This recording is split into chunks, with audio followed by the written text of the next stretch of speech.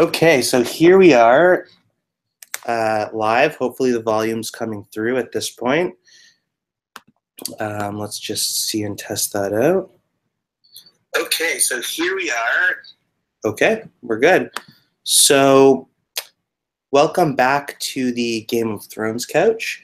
We're going to be doing our episode recap right now. There's already some questions up, and we're going to start answering them. We'll start going through the episode, and we'll just take it from there.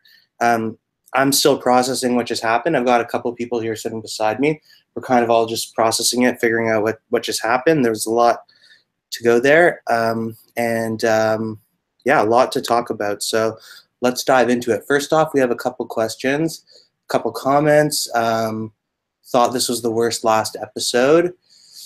I strongly disagree. I loved this episode. I loved the directing in it. Big shout out to Jeremy Podeswa for an awesome episode.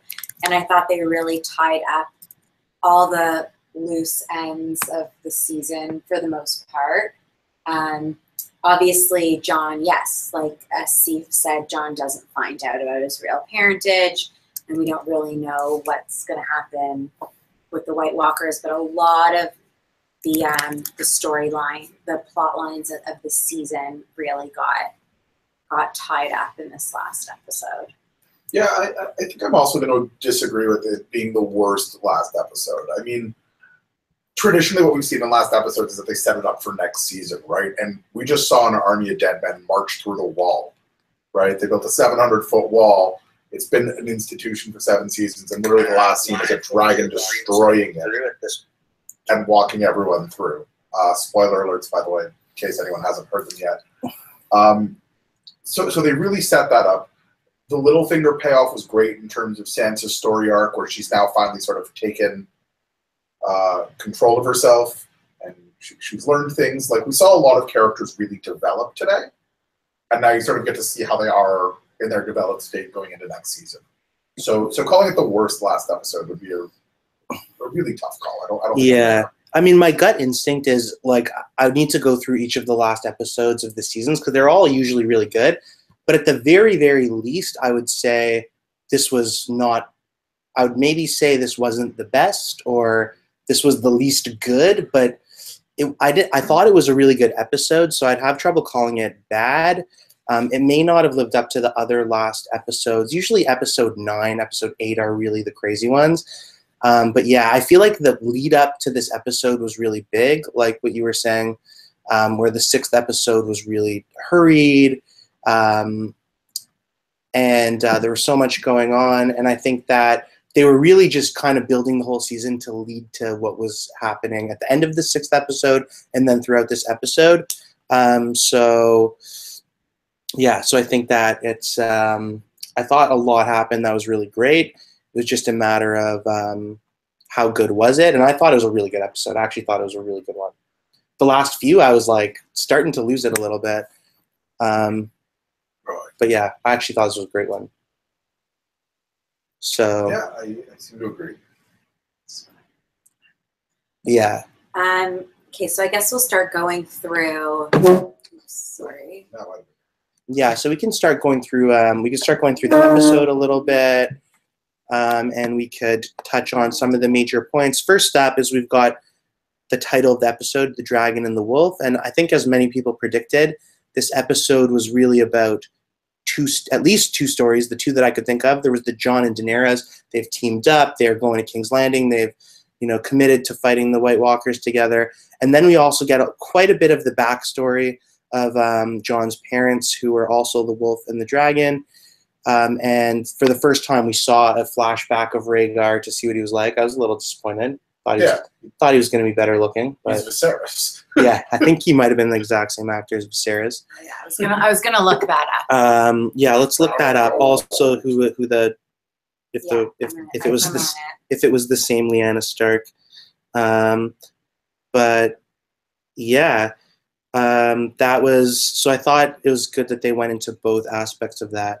So I guess we'll jump into the elements of the show. It starts off, we're approaching the Dragon Pit. Was that the first? Yeah, so it starts off as we're sort of on a boat approaching the Dragon Pit. We've seen all the armies form around the Dragon Pit. You got the Unsullied and Dothraki on one side. You've got a Targaryen boat carrying Jon and Davos and the Hound and a White and a whole bunch of miscellaneous pieces that need to be there. And then you've got a dragon flying, and that obviously has Dany. And it was really interesting to sort of watching everyone come into King's Landing. We got to see a lot of payoffs and reunions that we haven't seen in a really long time. Watching, Podrick meet up with Tyrion. The sex god meets the lusty, fiendy dwarf of Casterly Rock. Meeting up for the first time in a while. You got to see Bronn and Tyrion have a real conversation, which they haven't seen in a while. The Hound and Brienne. The Hound in the Mountain. So many great reunions in this episode. It's kind of like everyone coming together. And then even back later on, we'll talk about it, but later on when they all get to Winterfell, same kind of thing. But yeah, the Hound at the mountain, that was pretty cool. Cersei and Tyrion was, I thought.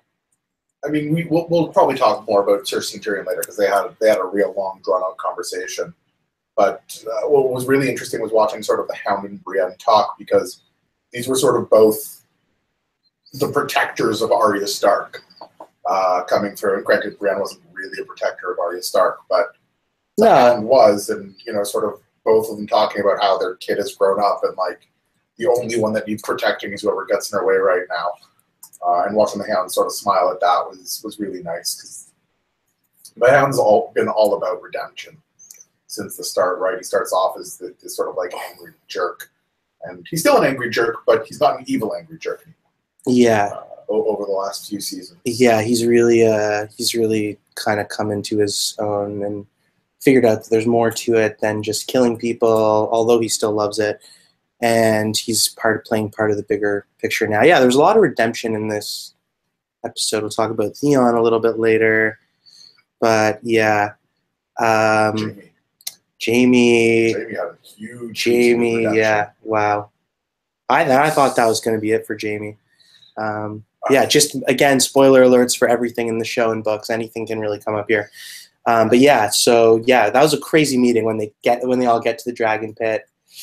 And Dany flies in. Yeah. So then they're kind of talking there about, Cersei's not really having much of anything.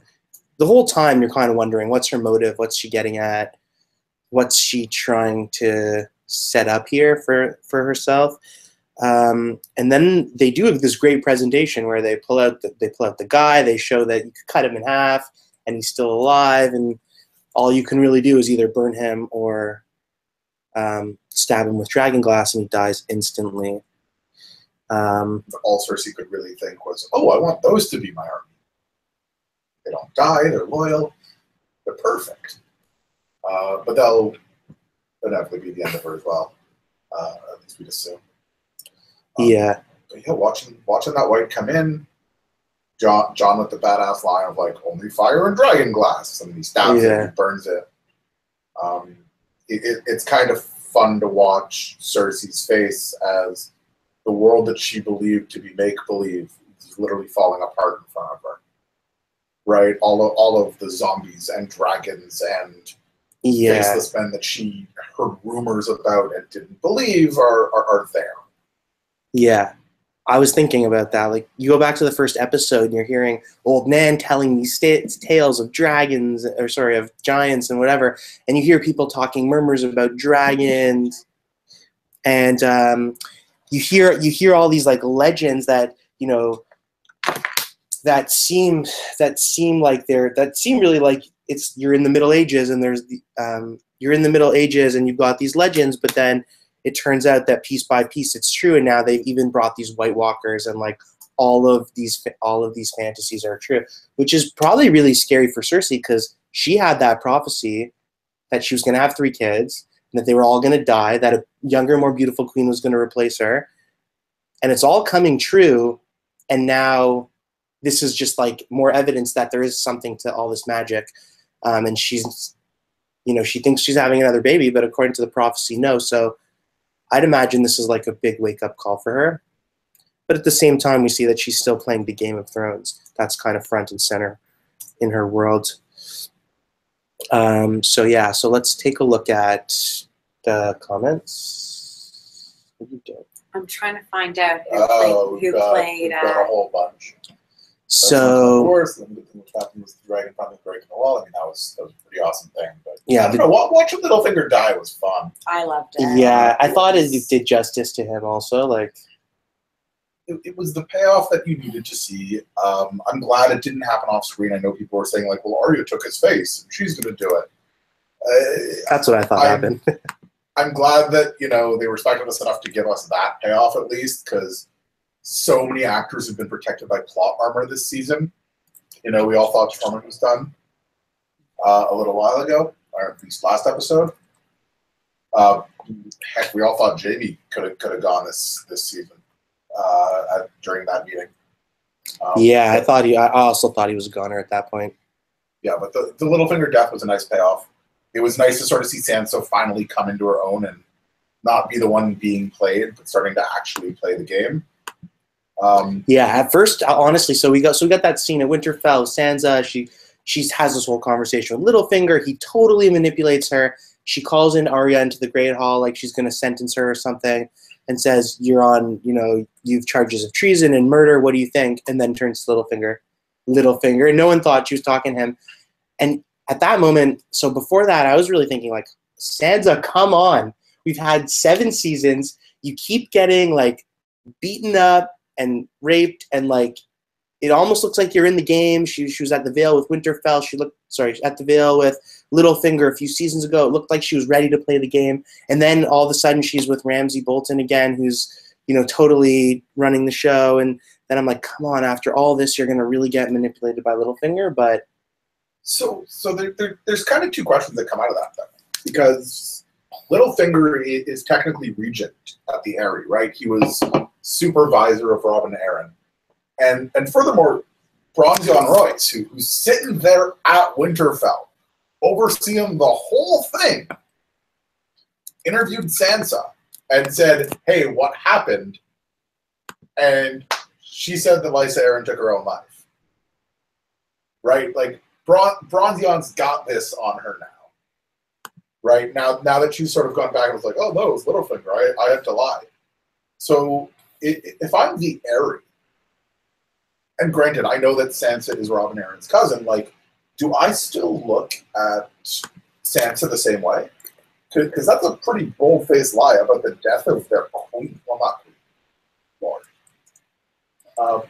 So what's going to go on there? Because I think they're going to be important next season. yeah, I think they're just going to swear allegiance to the North, and because fuck, what's important in the plot anymore? I think that. I think it's a really good question. I think that they are one of the they're not one of the major houses anyway. So like they're going to be a bannerman to someone. House Arryn was a major house. Not like Lannister, Stark, Targaryen, Baratheon. At the beginning of the series, it was one of the major Jon houses. Arryn was the hand of the king, right? Yeah, but I'm not sure. Was it starts. traditionally one of the major houses? Let's look up one of the major houses of Westeros. But yeah, they could stay by themselves. They could stay. The Eyrie is the best defended castle in Westeros. Period. It's sitting at the top of a mountain. Impregnable. Arryn is one of the notable houses. Yeah, so it is. So it's one of the major houses. And it's unless you're sending Bronn with 10 good men and he'll impregnate the bitch. Other than that, it's impregnable. Although that's before dragons. Dragons change everything, but dragons killed Harrenhal, right? Yeah. I mean that's folklore, granted. No, it's not folklore. Yeah. It's show lore too. But yeah, so they could go back on their own, but I think they're well aware enough that like there's something special about this Jon Snow. He's fighting a war that's much bigger than this wheel that keeps spinning with all these spokes round and round, one's on top. So I think they're going to play into that bigger game. Theoretically, what they should do is they just realized that their whole house was manipulated. They should just go home and regroup and figure out what to do next. But I don't think they will. Also, I guess who would that put in charge now? Robin Aaron. But where's he? He's just a sick little kid. Oh yeah, well he's still. Yeah, I guess we haven't seen him in a while in the show. I think the show wrote him off. They didn't write him off. They said he was training to like lead armies. Like he'll be back. He'll be back because he is Lord of the Vale. It's just before it was. Yeah, I agree, Bruno. So Bruno, we got a comment here. Die. Bran will die in season 8, episode 2. Do you think so? Bran? He's a defenseless cripple. I think Bran is like the end of the story. Like it might, very worst case scenario, but it might like end with Bran waking up and this was all his dream kind of thing. Like he's a defenseless cripple. I think though he's bigger than everything else. I think he's important because he's gone back in time. He's like, we've only seen the tip of the iceberg when it comes to Bran and his powers and so like I actually think he might be the last. Let's save season 8 predictions in like detail until the end. Yeah, although but, Bruno, that's a good comment. Yeah, and if you want to expand on that, right, what you think is going to happen, why season episode 2, not episode 1? Like, I'd love to hear the logic behind that, and we'll definitely get to. Lyanna will rule Westeros in the end. I'd be pretty satisfied with that. Lyanna. Mormont. Are you saying Mormont? No. You're saying that's Jon and Dany's potential kid, aren't you? That would be interesting. Let's hear that. Well, another thing, just quickly going what back. What do we got here, though? I hope they all bow down to Jon. Sansa outplayed us, I think. I totally agree. I totally thought that she... Bruno. Sorry, let me just finish my thought. Boom! Called it. So I do think that Sansa totally outplayed us. I, completely thought that Littlefinger played her, and that scene was just pretty epic. As for Bruno's last comment that Lyanna will be the daughter of dead Jon Snow and dead Dany, I think that is an amazing, amazing prediction. But I don't know if we will even get that far in the season, in the series. In 8? Yeah. I've heard rumors about that. And look, when we talked about like what George R. Martin said about the end of the series, when he said it would be bittersweet, yeah, bittersweet would be everybody dying but Tyrion, who's now raising Lyanna, right? And like Bronn gets his castle and Jaime has redemption, and like that's a thing if we just sort of lose Jon and Dany, and we're going to lose probably one of the two next season.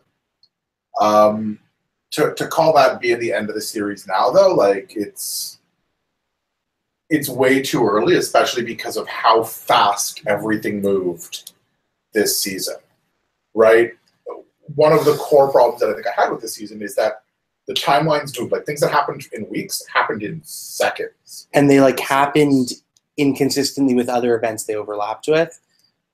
But we'll get to that. That's, I think, a big theme. If we have time, we'll get to that. We'll talk season 8 at the end. But that's... I do kind of agree with you there, Bruno.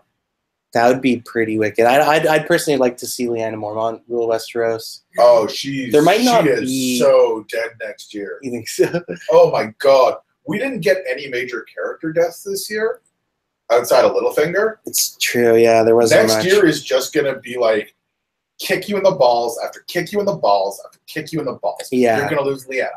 You're going to lose Tormund. You're going to lose one of Jon or Dany or both. Like, everyone you love in this series dies next year.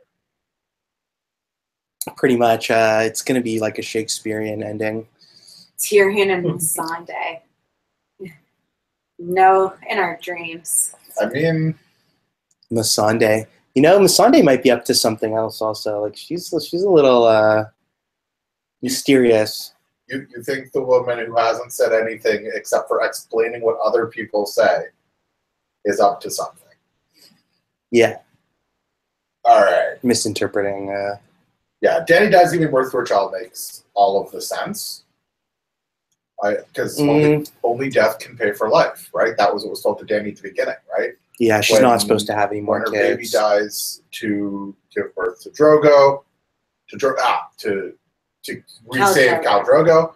When Drogo dies and her dragons are born, every time something new sort of comes into Dany's life, something dies. So yeah, if she's gonna give birth, something's dying.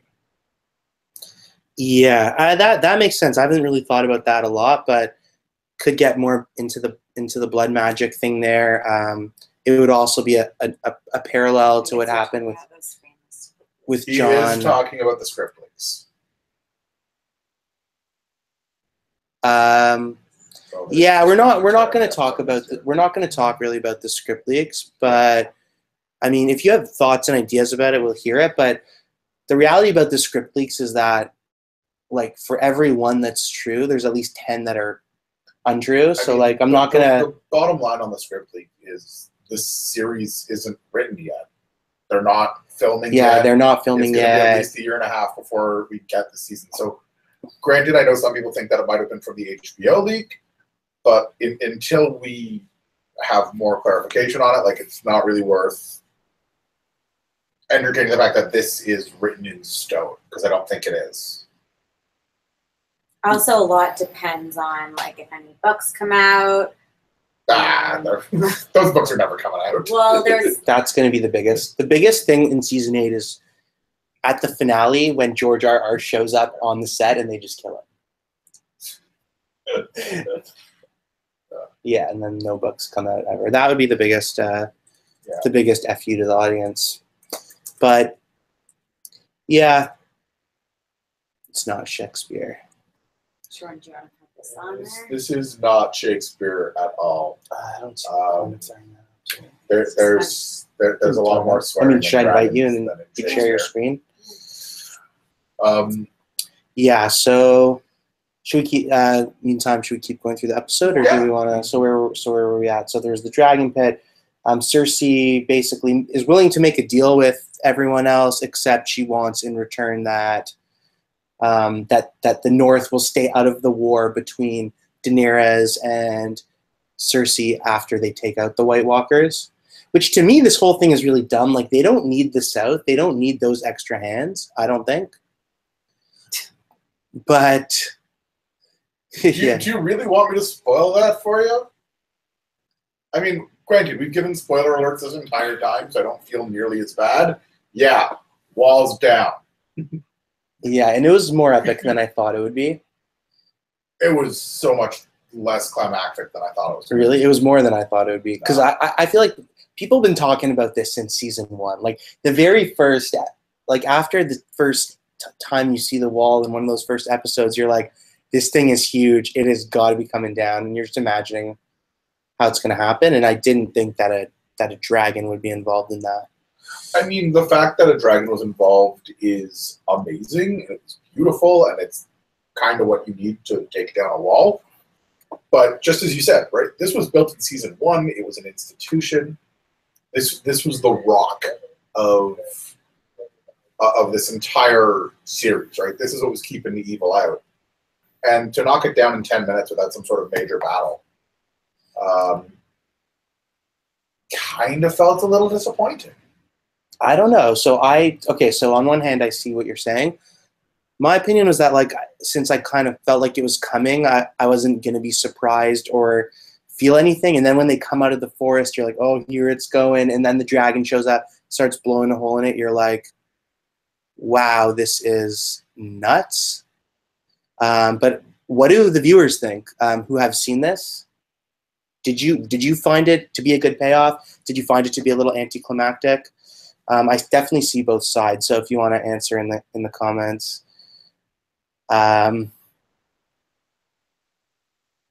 So yeah, anyone can answer what you thought about the wall coming down. We'll come back to that because that was just nuts. But when Jon refuses to stay out of that fight, stay out of the battle between the two queens, he said he's already bent the knee, which was a reveal to everyone else who was there. No one else knew he did that.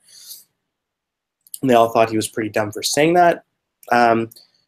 He refuses, and Cersei just walks out. She's like, then I'm not making a deal with you. Walks out.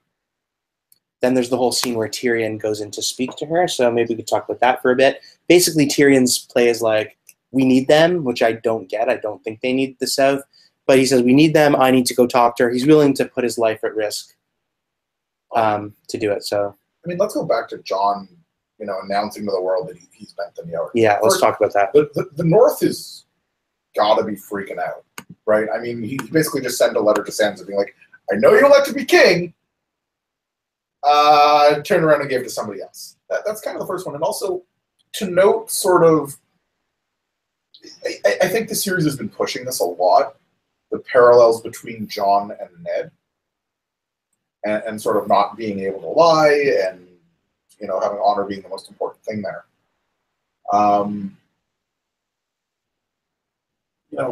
Does anyone else see that? Have you been comparing the two? Yeah. Yeah. Yeah, I mean, I think it's a big issue because I think that one of the biggest themes, there's a few major themes of the whole series, and I think that one of them, the biggest ones, is about honor and duties and what I would actually call conflict of oaths, like in this episode, you see it all over the place. Jaime is like, I promised that we're going to march up north. And Cersei's like, well, too bad. We lied. We're not going to. We're going to win. We're going to live. And he's like, but I promised. This is the same guy who betrayed his Kingsguard duty. But this is the same guy who named his sword Oathkeeper. So. Wow, he didn't name his sword Oathkeeper. Yeah. She named it Oathkeeper. She named it? Brienne named it. Oh, yeah, Brienne named it Oathkeeper. Jaime's carrying Widow's Wail. No. Is he now? Yeah. He's carrying Widow's Wail. But he didn't name that. But it was a perfect name. Because I can't remember. Was it him or was it her? It was Brienne. I don't know. Let's look that up and make sure. But in any event, he whether or not it was him or Brienne, he was the one that was in the end carrying the sword called Oathkeeper. That was a sword crafted for him, maybe named by someone else. And even if it was Brienne, she at the beginning despised him because he broke his oaths. He was a Kingslayer. And then when she hears things from his perspective in those tubs, she's like, and he says to her, it ends with him saying to her, he told me to burn them all. He told me to kill my own father. What would you want me to do? She was kind of like, that's where she gained the respect for him, where she was like, yeah, like he had an oath to his family. But you revoke all that when you join the Gold Cloaks. But it's oath against oath. You have an oath to your family always. You see people who you see even Benjen. Why is Benjen Stark, who's a Night's Watch, why is he going and saving Jon Snow and doing this and that? Like, he has no family anymore. But the oath to your family always carries through. And then there's a greater oath to the realm, a duty to the realm. So when your king's telling you to burn down the realm, what do? He's got that right now.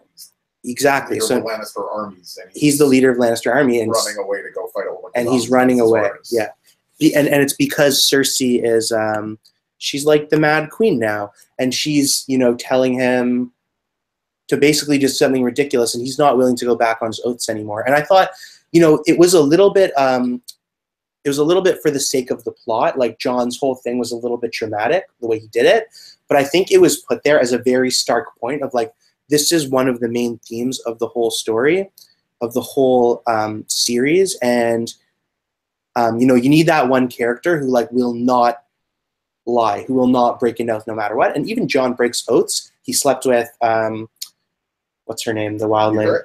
Yeah, he slept with Ygritte, and he betrayed the Night's Watch. But he was doing that as a command. Like, it's so ironic. This is the whole theme that you see. You would not have to command. Also, yes. So Jaime does give Brienne the sword, asking her to name an Oathkeeper. So Jaime, I guess, initiates. Asks her to name it. And also to what Asif is saying when they're talking about Greyjoy and Stark, I also thought at that moment when when Jon is saying to Theon, "You're Greyjoy and you're Stark," I was thinking, yes, Jon, and you are Targaryen and Stark too. So I thought that was a foreshadow. Yeah, I thought so too. Yeah, that was interesting. I mean, we should probably touch on Theon. Yeah, because he's been such a minor character this whole time, but he's also kind of really turned it around. He went from being a ruthless jerk to being I mean, Reek, literally. Yeah, and like the descriptions of Reek in the book were like so hard to read. It was what he went through was brutal. And now he's finally getting his balls back. Maybe not literally, but like he's finally starting to like grow a pair. He's gonna go back. He's gonna go find his sister. Take some butt kicking, literally. Yeah. And I mean, like it was just a couple episodes ago where he was on the boat and he literally like jumped away. Like it was like all of the reek was coming back and he had nothing left. Should we take a look at some of these comments? And, Yeah, and then we have. We'll come back to right now. Okay, yeah. So I mean, well, they are talking about Theon, right? That's why we're there. Sure. Yeah, it's the Theon arc is really impressive because like this was sort of we saw him gain a lot back and sort of redeem himself for the Stark problems when he saved Sansa at Winterfell from Ramsay. Yeah, that was a big moment. That was a big moment last season, and he still sort of had to make right with his family after that whole Yara thing. And you can see how like he regrets it and he's trying to fix it, and he takes an ass kicking literally by those Greyjoy men or former Greyjoy men. I'm not really sure what they are, insurgents maybe. But you know, was able to sort of win their respect by taking the butt whooping, and now they're off to save the sister. But where are they going? Is kind of the question. Yeah, and like want what's Theon the to game? survive, I'd gladly trade his life with Tormund's life. Oh, yeah. I mean, I'm indifferent as to whether Theon dies or not. I mean, he's not really. I mean, let's be honest. This is Game of Thrones. I assume anyone and everyone can die all of the time. But yeah, had Theon died, it wouldn't have really bothered me. But he may retake the Iron Islands by the end of the season. I mean, at this point, I think that's kind of what you want. Like, who else do you want? I guess you want Asha or Yara, whatever they call her. Yeah, it's Yara. But I mean, the things he did at the beginning of the series were just so disgusting. Like, it's hard even after everything he's been through to have any sense of whatever for him, any sympathy. Yeah. So, but you know, he's starting to. Jon forgave him, which is a big deal.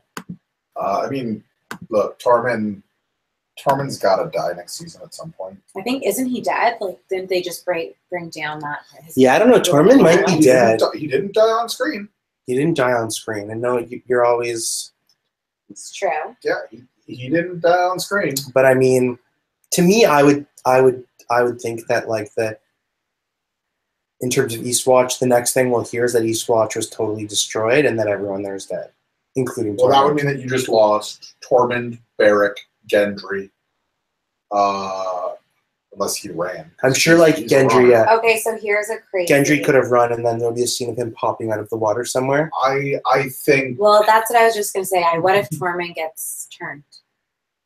Ooh, I would want to see that. Well, I mean, he'll die away, but I mean, I gotta think Tormund survived that because if they were gonna kill Tormund, they'd rip our hearts out on screen because they didn't do it enough this season, and he should have died last episode. If they were gonna kill him off, if he didn't survive this, he would have died last episode. Right. That makes sense. I mean, yeah, like why did they bother? Like, why would they keep him alive last episode just to die here? So there's clearly something bigger. Yeah, it seemed like it was plot armor, and there's something they need him for. He's gonna marry the big baby. Yeah, they're gonna have monstrous children. Hold on. So right now, Asif is saying that Bruno says he thinks Bronn and Tyrion are the only heroes to survive. Gendry too. Asif is saying Jon, Arya, Tormund, Ham, Jaime, Sansa survive, and Tyrion. What about? Yeah, this is going Jon. back to the leaks, though, right? Like this was the end plot of the leaks. Until I hear more, it's going to be tough to convince me of that. Although, yeah, I can imagine Tyrion surviving, and if Bronn doesn't get his castle, I mean that's the real series arc. You know what? When does Bronn get his castle? There's something else to Bronn. Like, I heard a theory that that Bronn, you know, that the Lannisters, like they actually, whatever it was, hundreds, thousands of years ago, they stole that castle from the family that That's cool. that owned it, right? Lan the Clever, he tricked everyone to leave the castle, and then he took it for his own. And ever since then, it was it was the seat of the Lannisters. And there is some theories of the reigns of Castamere. So there is a theory that Bronn is the descendant of the reigns of Castamere, and he's just waiting, and he's going to take back Casterly Rockets at the end. And he's been playing them the whole time. There's definitely something special about Bronn in the show. He's not your average guy. He survived a lot of really crazy situations. He fought one of the best Knights of the Vale in a trial by combat and took him out like nothing. He's saved Jaime from Dragonfire and then somehow saved him and got him out of that whole scene a couple episodes ago. And has still never met the Queen. Yeah. He's never had a scene with Cersei. Yeah, and he's never met. Interesting. No, he was. Nope. Oh, you're right. Never had a scene with Cersei. Apparently, like that's a contractual thing because they used to date. Oh, Interesting. Because they actually used to date. They hate each other. Oh, that's cool. But they've never had a scene together. Who would hate also, Cersei? Also, another interesting thing is that Lord Varys has been unusually quiet this season. Yeah. I mean, well, in terms of like time with the ball in his hands, yes, but he's also said some crazy things. There was one scene where he was sitting with Tyrion being like, "We can't let her go mad. You better talk to her, blah, blah." And I was like, Varys, what are you doing? You're basically plotting behind the Queen's back.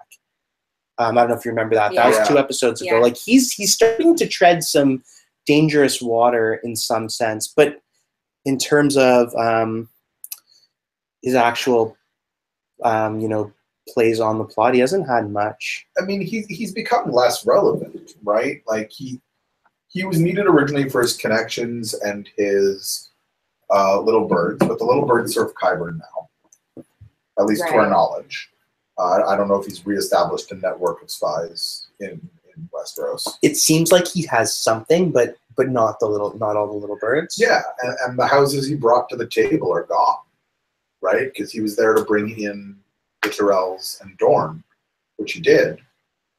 So, I mean, like, what's he going to do now? He can't do anything in King's Landing. He's a traitor there. He knows nothing about the North. He's still got spies. There was something last episode where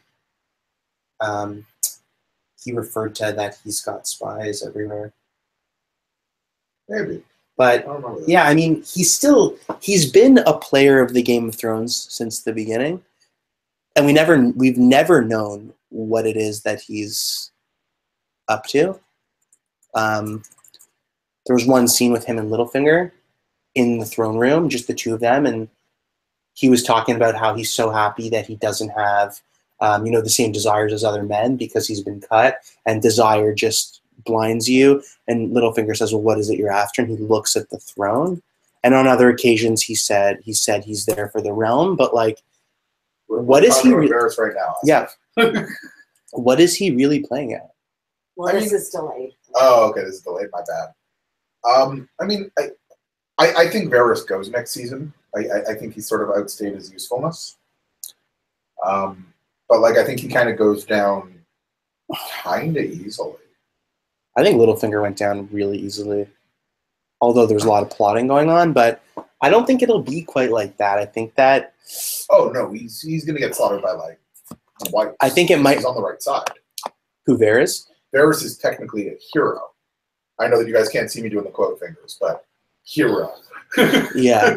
I mean, he could also. I could see a face-off between him and Qyburn, where they end up in a room alone together, and the little bird starts surrounding them, and you're wondering, who are they going to listen to?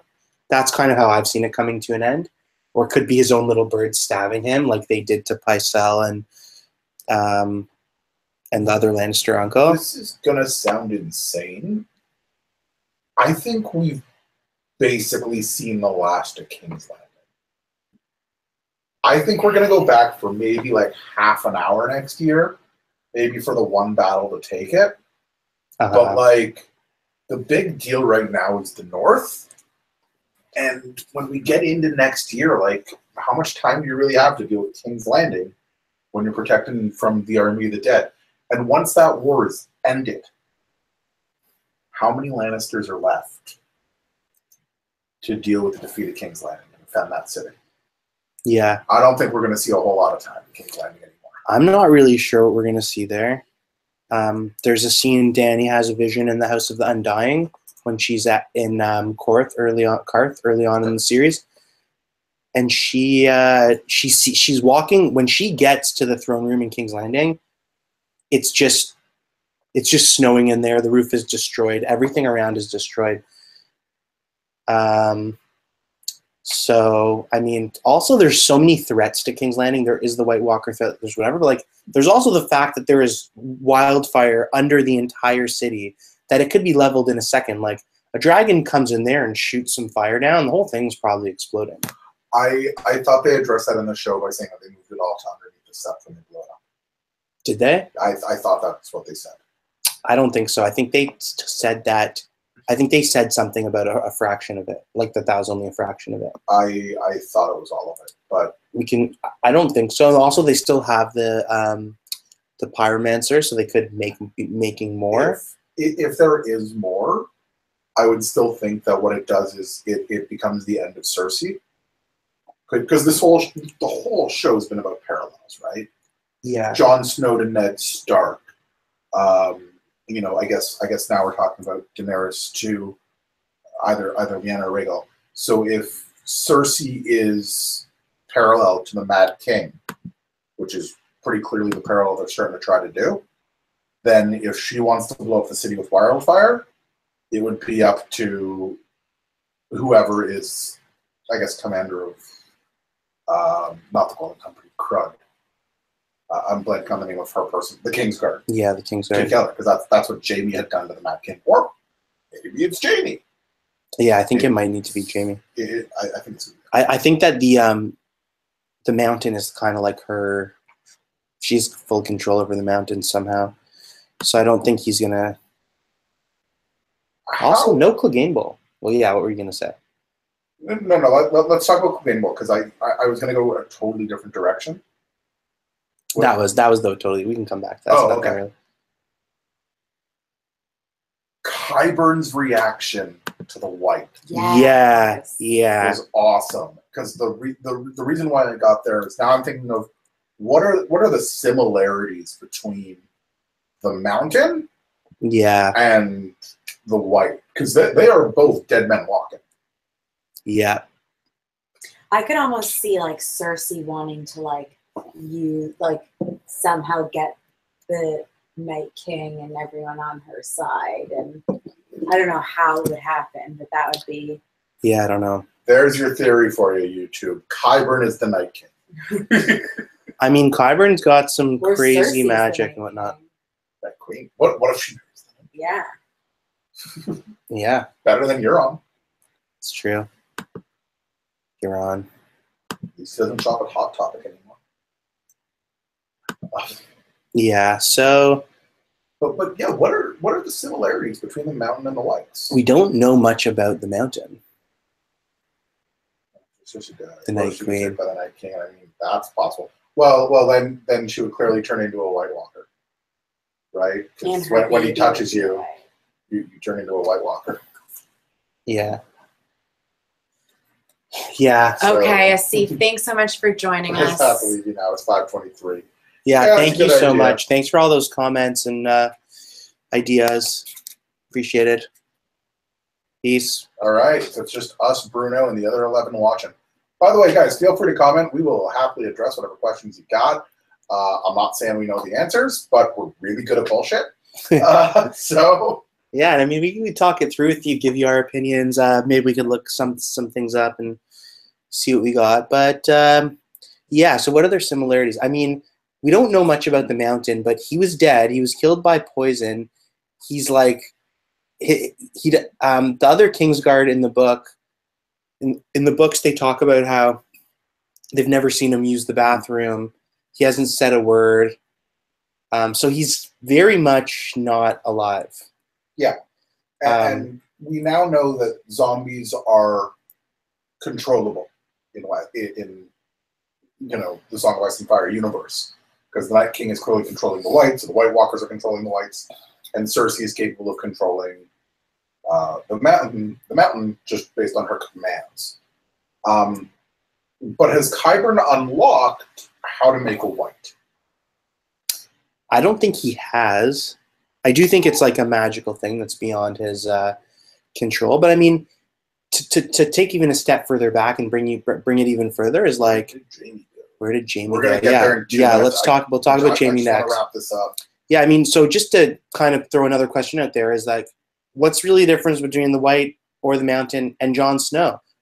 All of them were dead. All of them were brought back by some sort of magic or Qyburn's science, which seems like magic. There's lots of different types of resurrection. The Lord of Light, I can see a resurrection by the Lord of Light being different than a resurrection by science/magic. Right? Yeah, that makes total sense to me. Well, yeah, I mean, as much as zombies make sense to me. Yeah. But it'd be interesting if Qyburn has figured out how to make whites. I mean, it would definitely, and like, I got the sense when he lifted up that hand and was looking at it, he wasn't like scared. He was like marveling. He was like, "What is this, and how do I make this?" He was scared of the real world. He's like, he wants to understand how it works and use it much more so even than the Maesters would do, which is why he was kicked out of that brotherhood, because he wanted to do things that like bring back people from the dead. So I mean, yeah, there's clearly some sort of difference. But Jon is way more alive than the Mountain, and he was stabbed multiple times in the chest. Yeah, because being revived by God. Well, God. But what is a god really? There's the lore, the Red God, but there's also the White Walkers. It's called the Great Other, and he's kind of seen as like a antithesis of the God, of the Lord of Light. And is the Lord of Light really good? Like, he has children sacrificed in his name and stuff like that. Beric, when he's brought back, he says basically every time he's brought back, it's a little bit less of a version of himself. Yeah, he did say that. And he at one point lost an eye. He doesn't have that eye anymore, and a little bit of his soul is constantly being deteriorated. But I mean, I think this is one of the big things in the show. Another big theme. There are multiple kinds of resurrection. What's in the Iron Islands? They drown people and then bring them back to life. Maybe it's different. Maybe they're never really dead. But there is this, there is something to do with death and resurrection. It's one of those other main themes of the series. And there have been a lot of people who've been talking about how Jon's not the same since he came back. And, so I mean, these are really interesting questions. The Mountain, how does he compare? How do they all compare to each other? All right, so let's move on to these Jamie comments, because I want to make sure that we're not skipping over these. Yeah. So Jay, where do you think Jamie went? Okay, so personally, I think it's unclear, but I think that Jamie is running to the north. Like, he's going to join the other side. Basically, he told them he was going to fight alongside them. I think he's just going to go by himself, because I don't think he has any power. I think he's just going by himself. I think so. Basically, that's my best guess. I don't have a lot of certainty around that, but that's what I'm thinking. Yeah. He's definitely going north, right? Like, that is definitely the end game here. He made a promise. He clearly wants to wind up with Brienne. So yeah, he's going north. I don't think he's going alone, though. I think, where we take a look at where Lannister forces are right now, you got Lannister forces in the Reach. You got Lannister forces at Riverrun. I assume there's some sort of Lannister force at Storm's End, although we haven't really talked about that in like 10 seasons. I think he's going to go to Riverrun.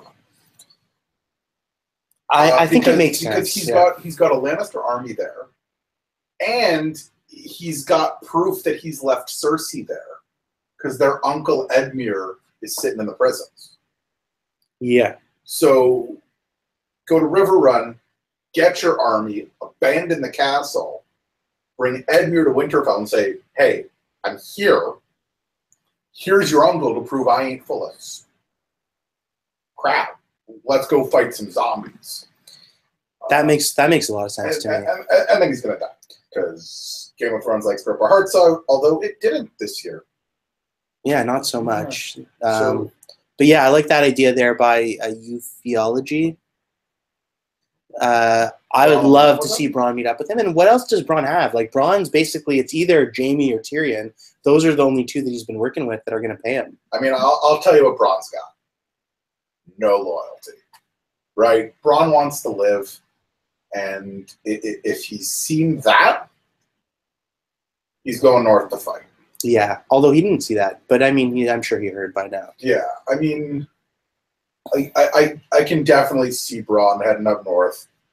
He likes Jaime, he likes Tyrion, he's got everyone on the same side. And I want to see him get his goddamn castle. The only way he's going to get his castle if Dany wins this war is if he's on that side by that point. So, you know, let him go, let him do his stuff. But I think they hit River Run first. I think it happens in 30 seconds within the next season because the Westeros transit system is unbelievable, apparently. Yeah, Gendry's just going to run them over. Something like that, yeah. He's going to get them on his back and just run it over. Yeah, there's some sort of subway system. Yeah, it's the timelines have been very weird this season. This was the first season where I really felt that. Oh, yeah. I think at this point they were just rushing to get through the main parts of the story, just like to advance the plot, basically, so we could get to all the stuff we want to see. And this episode, to me, it felt like we got there and we weren't doing that anymore. We were just seeing the stuff we wanted to see. And I hope that that's the whole next season. I hope we don't have any more of these shenanigans. I mean, one of the things that we talked about, or that was talked about when they were filming this, and they had decided to shorten this to become 7 episodes instead of 10, was that, well, the budget stays the same, so we're going to get that much more action for the same budget. I don't like to shit on HBO, and I don't like to, you know, call them out on this kind of stuff, but I don't think we got more action for our dollar in these 7 episodes. Like, they might have spent as much, but it didn't feel like it. I could have just given us the 3 more episodes and paced things through as they were supposed to. Yeah, or like, you know, avoided that polar bear that they were like, for some reason, super crazy about having. They needed that white polar bear.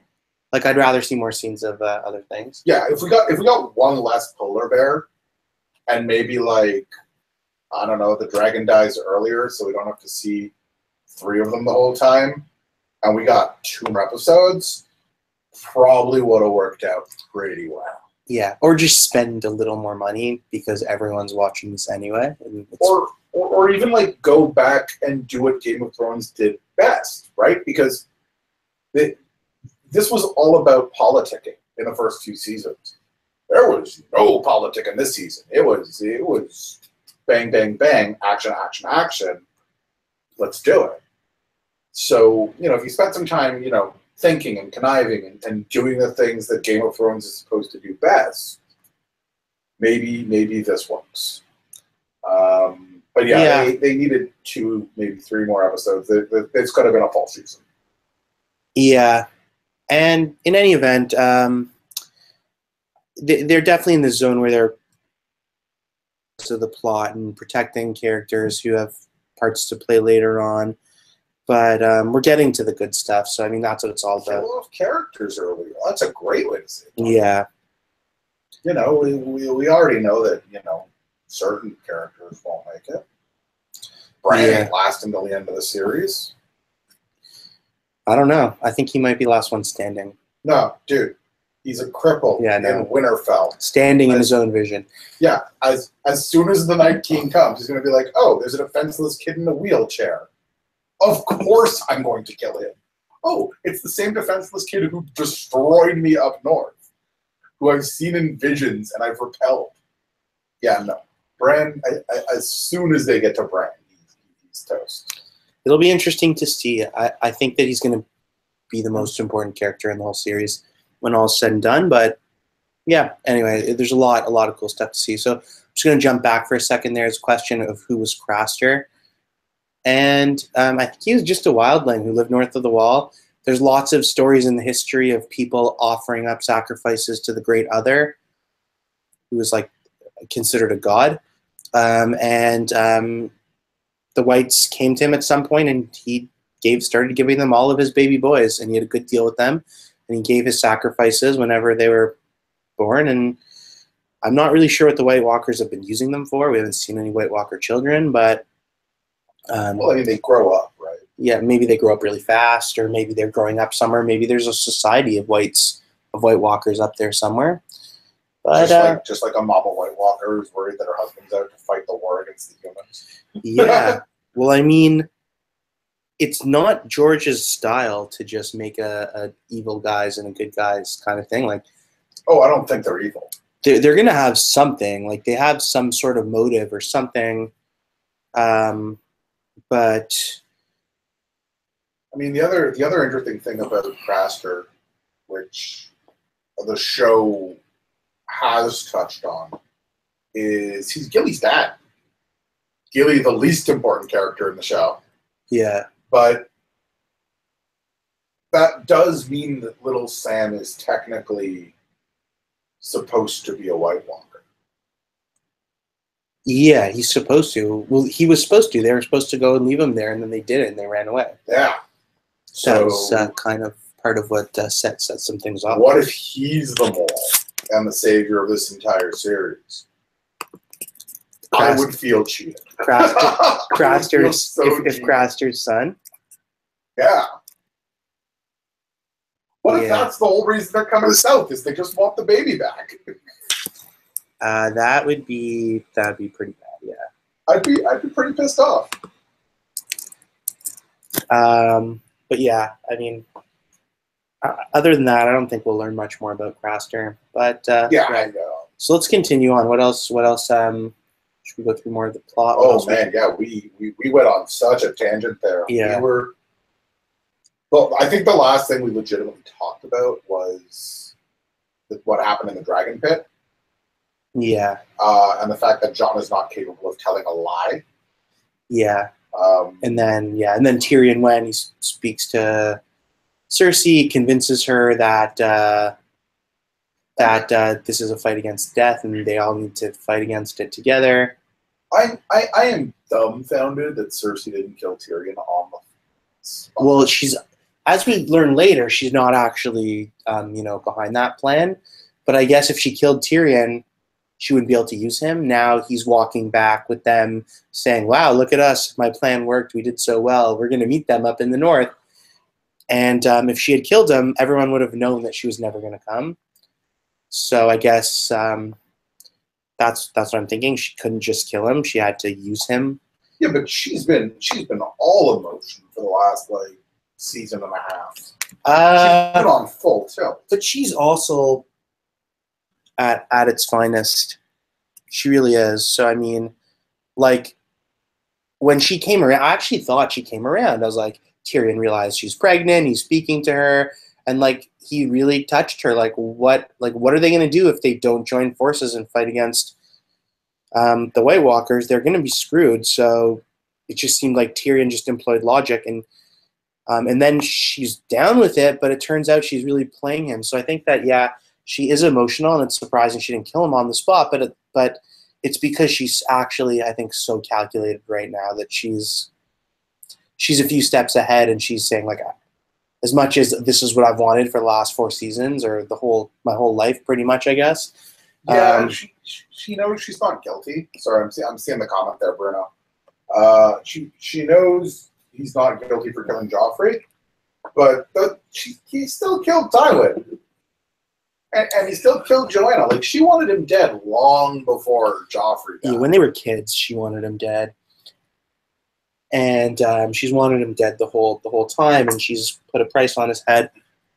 Do I think she drove Jaime away on purpose? Honestly, this is a great question, and she is so calculated right now that I wouldn't put that past her.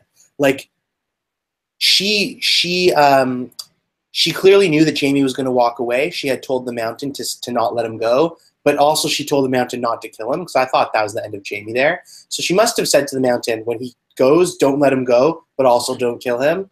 So I would not put it past her. She is steps ahead of everybody. What purpose would that serve, though, if she did send him away on purpose? I'm not really sure. I don't think she drove him away on purpose.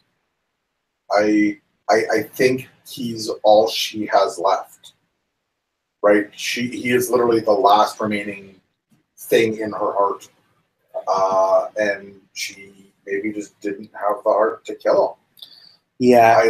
Maybe that's like the one shred of humanity left in, the Queen of the Seven Kingdoms is she's not going to kill her brother lover. Yeah, I mean, it seemed to me like she was going to. I thought she was going to kill him, but I guess she just doesn't have it in her, and maybe it was more of a test. She was going to try to make him choose her, and he didn't, and now she's really lost everything in his big redemption moment. Yeah, I mean, she also tried to get him to promise to never betray him last episode, right? So that and he did, yeah. Did he promise that? I think so. Or maybe he didn't say anything. But I mean, she had him. It seemed like she had him totally smitten. I don't know if Jaime would never forgive her for killing Tyrion. Tyrion's done some pretty terrible shit. Jaime was going to kill Tyrion. Right? Yeah. It's very complicated. Jaime obviously still loves Tyrion, but he's so upset at Tyrion for killing Tywin. And, I mean, I do think it was like a test. Jaime loves Tyrion still. Like, he said goodbye, and when he looked as Tyrion walked past to that meeting with Cersei, he felt like he was saying bye forever, and that's the impression I got, and he was sad about it. I mean, Jaime completed his character arc right tonight, right? He got to that point where, he's gone from being this dishonorable Kingslayer to keeping his word and going to do the things that he knows is right. And it's kind of been the arc that he's been on the entire series. And tonight, when he got there, he's like, I've been in this position before and I made the wrong decision. I'm going to make the right decision this time. He's going north. Whether or not that was a test from Cersei, I don't know. But I think it's just like the one remaining shred of decency in her heart that she just couldn't kill him. I mean, he's also the father of her unborn, never-to-be-born baby. Yeah. And they're like twins. They're like, the way it's written about it in the books is like, it's like they're two strands they're like two, I don't know. They're like, they're one and the same. It's like, it's fucking weird. Yeah. The way it's described. But anyway, let's plow through. What was the rest of the plot of the episode, and then we'll talk about some issues. We'll just cover the rest of our issues. Also, Tyrion putting together that Cersei was pregnant based on the fact that she wasn't drinking and she was holding her stomach. Yeah, and she was like talking differently about like what she was talking about. What we saw there, like that's all I could think about is like, I want everyone I care about to stay alive. He was like, yeah, there's no one left that you care about. I was taught to never assume a woman's pregnant until she tells you. Yeah. Tyrion broke that one hard. Yeah, that could have backfired in his face really hard. It's like, no, I just had lots of mud pies. It's gas. So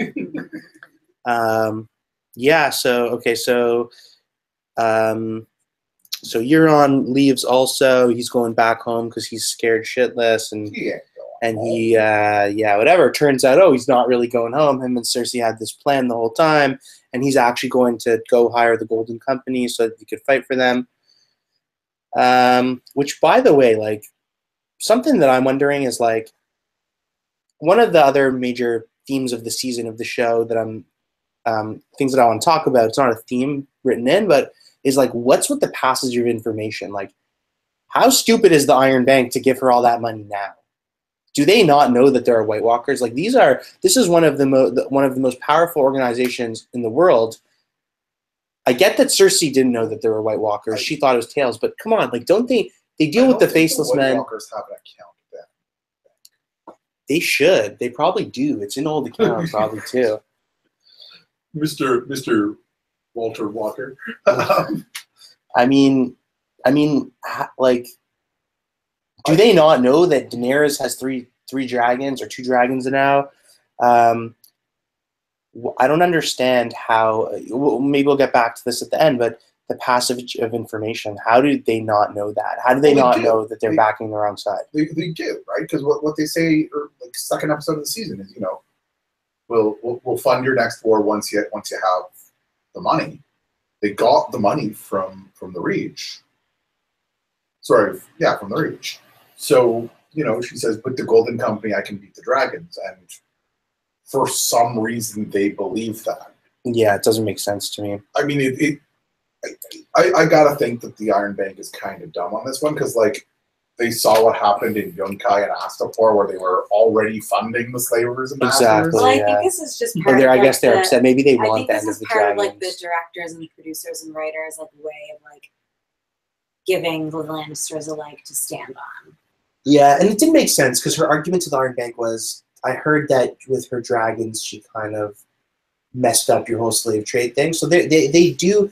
Dany is not good for the Iron Bank because she's not going to just make them richer. She's going to end slavery, and she's going to stop taking out loans from them and all that kind of stuff. I guess that makes sense. But if I'm the Iron Bank, I'm also looking at, hey, the last two armies that I funded to go up against them got massacred by dragons.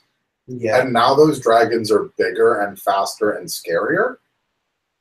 Sure, I'll back the Westerosi army. Yeah. Like, something doesn't add up. No. But then again, the way that mail news moves around Westeros has been iffy at best. Yeah. So anyway, was there anything else down south of consequence, really? I mean, those are the big things. I mean, Dan and Johnny had a talk where she said, "I wish you could lie better," and he said with his eyes, "I'm going to bone you in like a half an hour." And then they lay together. Yeah, the that was pretty big. The dragon and the wolf got it on, and as Tech Mama had predicted, you want to give them that one? She predicted that basically there would be a side-by-side juxtaposition of them getting it on and the story of Jon's parents being told at the same time, and that he was getting it on with his aunt. Enter the dragon. And I mean, we all knew that, so like it wasn't that much of a huge payoff moment when Sam meets with Bran and they start getting all the information. Sam goes, "Oh, hey, by the way, I read about this thing. Can you see that in your visions?" And Bran's like, "Yeah, I've seen everything, but I'm going to go to that time because I haven't seen that one yet." Yeah, Dr. Bren Hatton was really kind of off the mark this time. Yeah. Just because he's like, "I can see everything. Did you see this?" No, let me check. I was like, "I can see everything. What are you doing here?" Yeah, great. Yeah, I know everything. I've seen all of history. What are you doing here? But yeah, it's that was it was a good moment. Now we know that they have access to that information, that they're going to tell everyone and legitimize Jon Snow. But well, will they legitimize Jon Snow? Because like, if I'm Dany, or if I'm anybody, and the only two people who know that I'm actually a Targaryen are my brother and my best friend, is that really credible enough to be like, all right, yeah, you're right? Well, I don't even think it's going to change much in like. Yeah, Jon doesn't care for the Iron Throne, and he's already with Dany, so like I don't think it'll make a difference. It's just more of it'll be like a personal thing. Like right in episode 1, he's like, "Who's my mother?" And like Ned's like, "All you need to know is that you're my blood, and it doesn't matter. And I'll tell you one day. I'll tell you next time I see you." Yeah, and we've been waiting, and Jon's done all this stuff on his own as a Snow, as a nothing, and I think this would just be a huge moment for him. And who knows? Like Dany is so honorable herself that she might say like, "No, you're the rightful heir." Also, though, how about they're gonna end up? How about Bran being like, "Oh, he's really a Sand," because that's like Bran doesn't even know the whole story. Yeah, I know. Bran did see it, and then Sam said, "Hey, Yeah. you should go. Actually, I read about this thing in the book." So that's where I think he can see everything. He just doesn't care to go look for the details. I think where it's going to come is that firstly, he's already legitimized. He's been named king, and kings have he's a king in the north. Yeah, but he's a king, so rightful heir of the Iron Throne. It's a way bigger deal. Yeah, but I mean, the whole thing is that all these titles, which the show puts so much behind anyway, are meaningless anyway. Cersei's nothing. She should never be sitting on the throne. So it's all about who calls themselves the king and who's got the power and who's got the standing. So if there was a war in the North won, he's now the king of Westeros. So he's got a claim. The War of the Five Kings, each of them were legitimizing people and promising castles to people. Who is technically the right heir to the throne? If we ignore Gendry and Jon and Dany right now. Like, when Tommen dies... When Tommen dies? The next one in line... It would be no kids. There's no cousins. I think it would be a different... It's either Cersei or Kevin. No, I think it would be a different Lannister. Tommen did. Yeah, so who's the Did I say real... Tommen? I said Kevin. You said when Tommen died. Yeah, when Tommen died. Who's the real right heir to the throne? Like, it's either Cersei or Kevin or something. I don't think it would be Cersei. Why would it go to Cersei? It doesn't go... There's no one else. It doesn't go to the mother... The mother of... No, it doesn't go to the mother at all, but, like, there's no vacancy anywhere else down the line. I mean, that's why she... I guess Kevin B. Lance, because he just died. I mean, that's why she was able to do it. That's why she was able to take the throne, but it really doesn't make any sense. She has no power, like, other than the fact of that she has power that she's made. And, like, that's the whole thing about these titles. Like, the King of the North isn't the King of Westeros. But, I mean, before Aegon Targaryen 400 years ago conquered Westeros, the King of the North was a king. Yes. So, I mean, it's all like a game of semantics to some degree. But anyway, back to what we were going to say about Jon Snow's legitimacy. I think that it's going to come through the documentation in the Maester's book. It's not just going to be Bran's vision. Probably that one they have still, right? Gilly probably has that one. She just took it. Yeah. No, Sam said in the thing he had clearly read it by this point. So they know. Well, he transcribed. Yeah, he said I transcribed the book. It talked about the annulment of Rhaegar and the marriage to Lyanna. So there's that documentation. And in the books, they were setting this up in a different way. Like, before Robb Stark died, he was writing a letter to legitimize. Yeah. To legitimize him. That's clearly not a thing anymore. Also, Dany could legitimize him. She's the rightful heir, really. She's also his aunt, lover. Yeah. So I mean, it's that whole part is going to be definitely going to be really interesting. What happens with the thing? Yeah. And then I guess the very last scene of the show was White Walkers coming out of the forest with Tormund standing on the wall. He sees them coming out, and he freezes literally. Yeah, and then a White Walker dragon. So we were having this conversation. I'm going to open this up to comments also because I totally want yours. Was he breathing blue fire, or was he breathing ice, or lasers? Yeah, Lasers. I think that's going to be one of the biggest questions, like in the Twitter sphere and on Reddit and whatever. To be honest, I don't really care. I think, to me, it looked like blue fire. It wasn't ice, like Mr. Freeze's ice gun in that terrible Batman and Robin movie. You mean Arnold Schwarzenegger? Yeah, Arnold Schwarzenegger. Viserion undead. Yeah, exactly. Like, it wasn't an ice thing. I think it was fire, but like it's more of just that it's like a magical thing. But whatever. I'm gonna think of it as blue fire, but kind of ice, blue undead fire ice. Because like George Martin has written about ice zombies multiple times, right? He literally has a book called The Ice Zombie. Sorry, The Ice Dragon, I think. Didn't look like the ice was melting, just taken down by forest fire. I don't know. Yeah, it's... Yeah, I would think of it as something like that, to be honest. I got the impression it was actually fire. Just I didn't understand why it was blue. Because he was dead. I mean, yeah, it should be blue. Fire is blue. Well, like super hot fire is blue. Exactly. Do dead zombies breathe hotter fire than regular? I don't think it's fire. Like, I think the real dragons have fire in their chests and they breathe it out. And we saw that get extinguished in Viserion when he went down. We saw him go up in flames and then it got extinguished and then he was leaking out fluid. You think they have like fire in their chest? There's like some weird description about See, I always thought it was like their breath butane is so hot. saliva. And like when they open their mouth, do a it quick creates the search. spark. See if we can find anything on it. That is the like breathing fire part. Yeah. I'm just thinking like the anatomy of a dragon. We'll see. Where would the fire pit We'll see if we could find a quote about it. It's not like there's a fire pit and they breathe that out, but it's something. We'll find the quote Yeah. if we Wait, you can. want real dragons or No, like Game of Thrones dragons, Oh, I don't- fire, whatever. Yeah. Anyway, I just assumed it was like we'll- butane in the yeah, saliva. we'll see what we could find on that. Or like, But you it know, doesn't. To kind me, of it doesn't zippo make lighter. sense of that there's still fire there. It's like to me, it looked like that was extinguished. But it's some sort of magical frost fire. I don't know. Is it hot? Is I'm it not cold? really sure. Like, is it cold? I mean, it's got to be hot if it melted the wall, but breathe we're all. I don't know if it fire. melted the wall. Doesn't really.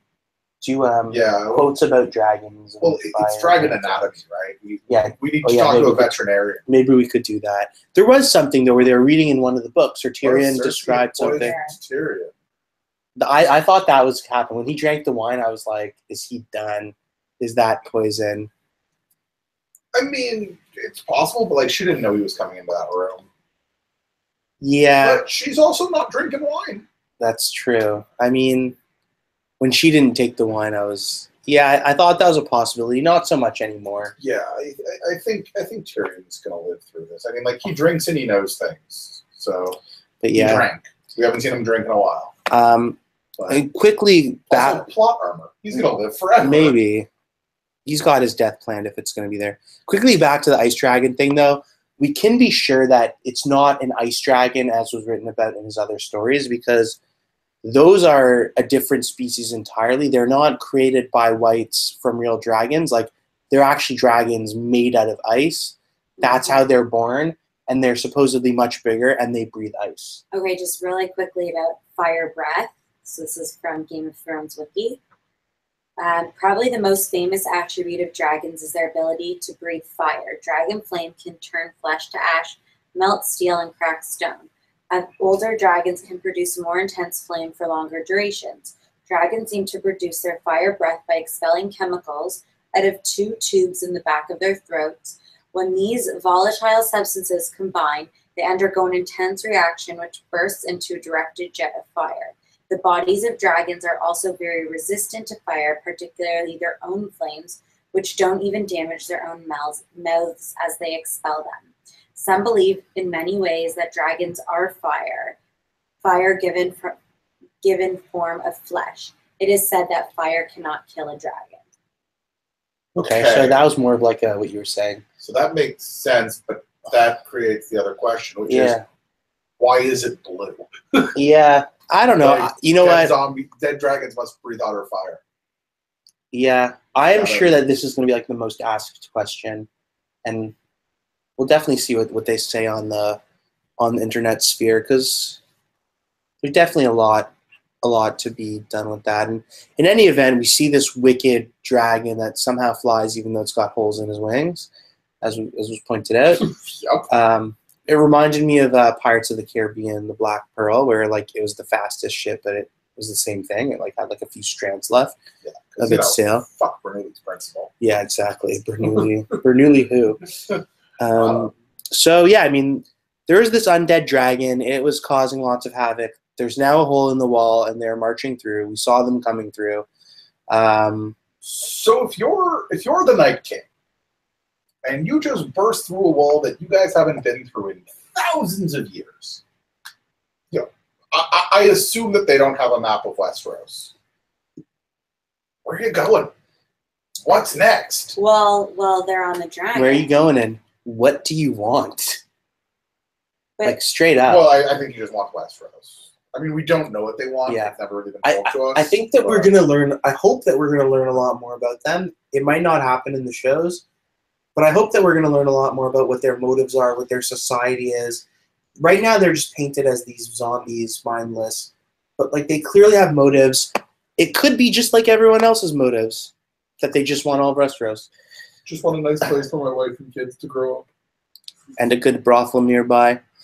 But yeah, I mean, that's a big question. And I had actually done a video recently, and I would suggest checking that out, where I just raised the question about, I think the White Walkers are headed south. They're going to start taking stuff apart. And one of the first places that they're going to get to when they go south is going to be Winterfell. It's one of the first destinations. And I just have this big outstanding question that I think is really interesting about what's going to happen when they get to Winterfell. We know that Winterfell has these extremely expansive crypts with thousands of dead Starks buried there. Not only Starks, but like they're the cream of the Starks. It's all the kings of winter. They're all buried with their swords. There's some quote about them. They're buried with their swords to keep the vengeful spirits in. And when the Night's King gets there, there's basically an army of dead waiting for him. And he's either going to add them to his army or he won't be able to. And I'm not really sure what to think about that. But I did a video on that. I'll post a link to that here. You should definitely check that out. And give me a comment over there if you think that you have any ideas about what's going to happen. Because theoretically, that should make the Army of the Dead much, much stronger. And if not, who knows? Maybe it's there to protect Winterfell or something like that. But anyway, I think they're going to hit Winterfell next season, but I think it's going to be a couple episodes in. One of the things that bothered me about this episode is when the Night King and his armies broke through the wall at Eastwatch. That's the Night King versus the Wildlings. We set up the Night's Watch specifically to fight the Army of the Dead. Why hasn't the Night Watch fought with the Army of the Dead at the end of this? Like, they didn't wipe out the Night's Watch. We still have Dolorous Edd sitting up there. Are we done with the Night's Watch when Jon left in season 6, or like, is there still something there? Are they going to go across the wall, wipe out the wall, and then go down? Yeah, I don't know. I think they're going to go across the wall. I think they're going to have to take out the rest of the Night's Watch first before they go south. That's what they're going to try to do. That's got to be a thing at some point. Yeah, but yeah, so I don't know. And there's that big question of what do the White Walkers want? I don't know.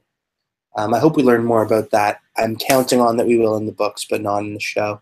They just want me. Yeah. I think another big outstanding question that I have anyway are what are the extent of Bran's powers and what role are they going to play? We've been talking a bit about how some people think he's going to die pretty soon.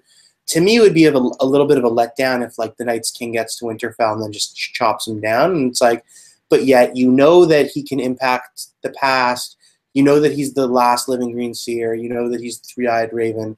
You know that he has access to all this knowledge that we are dying to see, like what happened in the past. And we'd love to see that. We haven't gotten much of it. So I think I think Bran is going to end up being one of the most important characters, if not the most, by the end of the series. And it'll be interesting to see. But a lot of people are thinking that he's got his number coming up. Oh yeah, no, I think he's dead like 2 episodes in, maybe less. I think power-wise, I mean, not to get super comic nerdy on everybody, he's Dr. Manhattan. He's emotionless. He can see all of space and time, all of the time. Apparently, he can pick and choose what he sees because he had to go back and be like, oh yeah, there was a wedding. He's not a sand. So, you know, there's either some plot loopholes there or, you know, Bran just kind of makes up facts as he wants to go check them out. But, I mean, the sheer physics of Bran is he's a cripple in the north, and there's an army of the dead marching on the north. I think the Night Army takes the north next year, like all of the north. Yeah. Right? Like, I see everyone retreating south to a safer castle.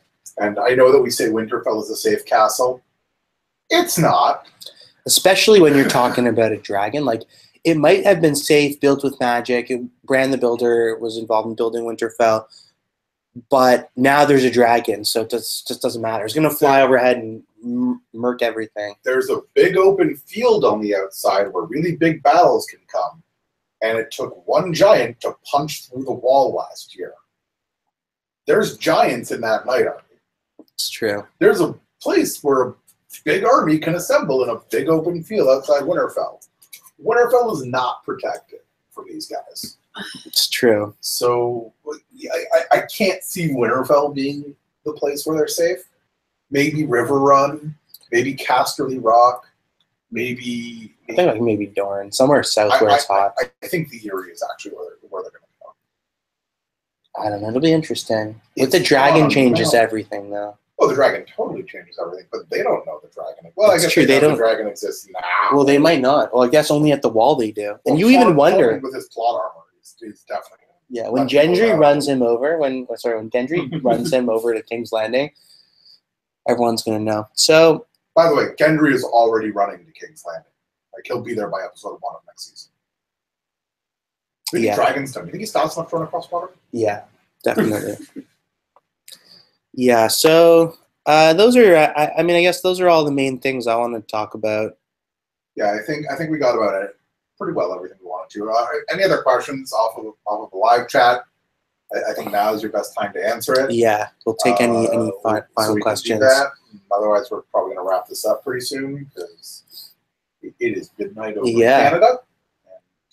All of Canada, All of Canada, the land Yeah. of always winter. the great North, the land of The always. true Winter. North, strong true and North. free. So yeah, I mean, other than that, I thought this was a great episode. We started off getting some hate on this episode, and I'm not sure if it was one of the better finales. Like, they've all been pretty good. I felt the last few episodes were starting to thin out a little bit, get a bit weak. Too much plot advancement, too much plot armor, too much crazy timelines. And I thought this was a really strong finish to the season. I thought we saw a lot of good stories come to good endings tonight. Right? We saw Jaime and his character finish developing. We saw Theon and his character finish developing. We saw Littlefinger die. Epic. And it was a epic. great way to go because, like, he was taken. Like, the Stark sisters did him. With his own knife that he His tried own- to give Bran. That he tried to kill Bran with. He at the got beginning of the called series. out for everything he did. Yeah. He got down and begged for his life. Also true. And Sansa had all the answers for him. Yeah. It's like, but I loved you. And he's like, but you also betrayed me. Yeah, I I think Sansa really Yeah. like that was her moment of like I'm Lady Stark. I know what's right. Nobody can fuck with me. And, like, knowing her storyline, Oh, like, Good what's word, going to Hillary. happen, you know, like, knowing her storyline, and we've seen flashes of this before, my prediction would be Night's King comes in there next season and takes her as his wife, and she has nothing she could do about it. Oh, Sorry. That would be darkness. Darkness. I am actually going to criticize Sansa a little bit on this episode. Yeah. Because the first lesson we learn off Ned Stark is the one who passes the sentence is the one who swings the sword. And she passed the sentence, and her sister swung the sword. And, like, look, Arya would have killed anything you I told don't her she think could have killed. Sansa's a killer though, and I think it shows that they are working together. Like I think that's the whole thing. Yeah, I still think she should have done it. That she should have swung the sword. Yeah. I was And she thinking. killed Ramsay. I was thinking about Ned's line way back, episode 1 of the series. The one who gives a sentence should swing the sword, and I don't know. To me, like, they did it together, and Arya is the assassin, so I'm okay with it. But I was definitely wondering where they were going to go with it. I actually thought what was going to happen was going to be that Arya would give the final sentence, be like, "You're sentenced to die," and then kill him. But nope, Sansa did it and then killed him. And I mean, Also, Arya's story didn't wrap up. We have no cliffhanger on what's going on with Arya next year. yeah, Nothing. she has a Valyrian steel dagger, which is going to be very, Yeah. very valuable in this war for the Dawn. Sticking with the pointy end. Yeah, What do we got here? yeah. So let's see, Stark trifecta. Trifecta. All 3 children are able to contribute to Littlefinger's death. True. They did. They did all get in there. Right? What's the line? The pack survives. No, Pack, the lone wolf dies and the pack survives. but the pack survives. Yeah, and the pack Yeah. is packing it up. Except for Robb Stark. I mean, that face is kind of useless. It'd be interesting to see what she could do with that face. Well, if Littlefinger shows up to King's Landing, he gets murdered. If Littlefinger shows up to the north, Yeah, he there's- gets murdered. I mean, yeah, she's got his face, but, like, what are you gonna do with it? Yeah, I mean, go back and run your brothels. she might. You She never. becomes the biggest pimp in Westeros. Yeah, I mean, you honestly, you never know what she's gonna do. I think that whole Arya has a ton of possibilities. Like I thought when she was talking to Sansa, when Littlefinger's talking to Sansa and testing her and trying to manipulate her, I thought it might have been Arya. Like who knows? I like who knows? She might show up as Jaime back to Cersei and make her feel like she's come back to him, and then stab her there. Like she could show up anywhere, doing anything. Yeah. But she was one of the ones who doesn't sort of have a defined arc for next year, which I noticed. Like, we know what Jon's arc is next year. We know what Dany's arc is next year. We know what Jaime's arc is next year. We know what Cersei's arc is next year. Arya was kind of left hanging. Well, yeah, it's true. Maybe she goes back to her list. Goes to finish maybe Cersei. dies. Maybe she dies. No, not before she gets again. Yep, so no lone wolves. I mean, hopefully some of those dire wolves come back also. Although I don't think they have the budget for that anymore. Spent it all on the polar bear. But anyway, that's I guess that's it. I mean, we can keep talking for hours because there's so much to talk about. But you know, I think we'll cut it off here. Thanks for joining us. If you have any other comments, you can comment on this video once we're done, and we'll get that. We'll address it. If there's any really cool ideas, maybe we'll make videos on those. But other than that, thanks for joining the discussion. Thanks to our guests. And we'll see you next season. We'll see you next season, which is hopefully not in 2019. But yeah, probably like December 2018. I hope it's soon. But it was a long wait till this season. This season flew by. But it's also only 6 episodes next season. Yeah, it's gonna be. I hope each one's like a movie. But But maybe we'll do another chat about season 8 predictions. yeah, we could always try to do some other things. Yeah, so take it easy, everyone. Hope to continue the discussion again soon. And sure it's coming. I think it came on. True. All right. Take it easy. All right.